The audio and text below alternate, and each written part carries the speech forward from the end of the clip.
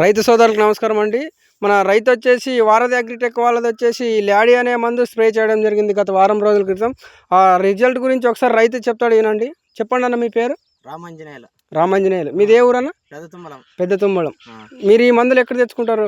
కోసికి bus stand లో Shri Venkateswara traders లో తెచ్చుకుంటారు. శ్రీ వెంకటేశ్వర ట్రేడర్స్ లో తెచ్చుకుంటారు. ఈ మందు నీకు రిజల్ట్ ఏమేమి కనిపించింది అన్న ఇది కొట్టిన తర్వాత? కింద ముడత పై ముడత నెల్లి అదలా బాగా పోయింది. చిగుర గిగుర బాగా వచ్చింది. చిగురు బాగా వచ్చింది. సైడ్ బ్రాంచ్ బాగా నీట్ గా వచ్చింది. ఇది కొట్టిన తర్వాత వచ్చింది బ్రాంచెస్.